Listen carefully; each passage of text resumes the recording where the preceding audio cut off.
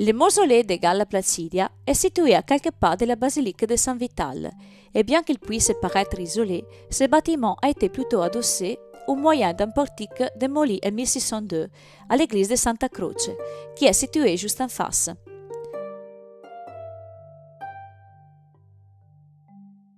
Cette structure, cependant, n'accepte pas les restes de Galla Placidia, l'impératrice son nom, et pour le compte de son fils Valentino III, car elle est morte à Rome et a probablement été enterrée dans le mausolée de la famille Saint-Pierre en Vatican.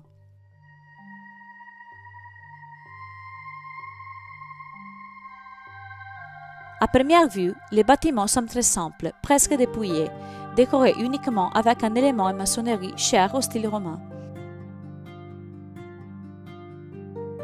Cet extérieur sans fioriture est en contraste avec un intérieur vif et chromatiquement riche, peut-être pour symboliser la splendeur de l'âme, de l'intériorité, plus humble que le corps par rapport à l'extériorité. Il est curieux de noter sur le sommet un pomme de pin, un symbole de dérivation classique qui rappelle la perfection et l'immortalité. En entrant, vous remarquerez immédiatement le plan croix grec et vous serez accueilli par une multitude de mosaïques colorées.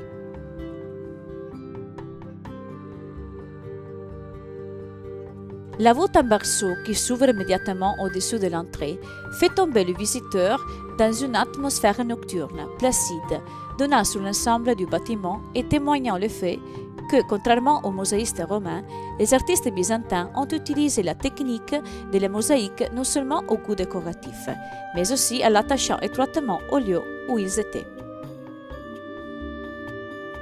La lunette au-dessus de l'entrée représente le bon pasteur.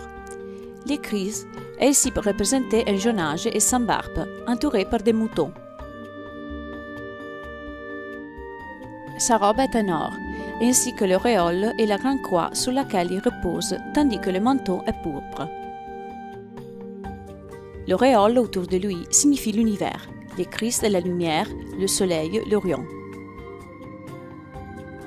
La scène est un ciel bleu, mais pas doré, comme les autres mosaïques byzantines, un signe tangible que le goût est encore affecté par une esthétique de type romain tardif. D'autre part, le Christ lui-même, s'il n'y avait pas de symbole religieux inclus dans le contexte, rappellerait Orphée dans l'acte de charmer les animaux. Diamétralement opposée à la lunette avec le Christ, nous trouvons celle avec Saint Laurent, vêtu de blanc, tenant le livre et la croix sur son chemin vers son exécution sur la grille. La scène n'est pas réalisée dans la brutalité de la mort, comme dans la gloire de la vie éternelle, soulignée par les vêtements du sang qui flottent et les 4 évangiles dans l'armoire à gauche. Allant au centre du milieu, sur nos têtes, il y a un ciel étoilé merveilleux que le mosaïste a fait avec un jeu de perspective considérable.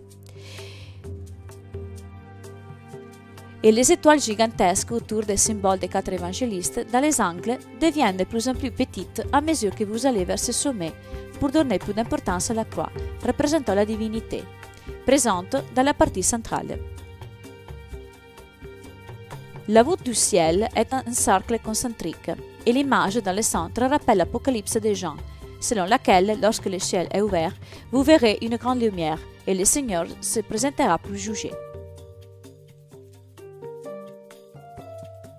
Dans chacune des 4 lunettes du tambour central, il y a 2 apôtres, vêtus de blanc de la même manière que les sénateurs romains, et au centre de chaque chaîne, un petit vase où 2 colombes s'abreuvent. La colombe se réfère à certains passages de la Bible, de l'épisode de Noé jusqu'au baptême du Christ par Jean le Baptiste, sans oublier qu'elle est la représentation de l'Esprit de Dieu qui planait sur les eaux comme indiqué par la Genèse. Les coquilles sur la tête des apôtres sont le symbole de Vénus, d'où elle est née et qui se réfère à la Renaissance et à une nouvelle vie dans le royaume des cieux. Dans les 2 lunettes restantes sont 2 scènes très similaires de cerfs qui boivent à la source de la vie, entourés par une nature florissante et symbolisés par de grands rinceaux d'acanthe. C'est une image paisible de la vie superterrestre. L'ensemble du bâtiment a été décoré avec des vignes qui rappellent les paroles de Jésus-Christ.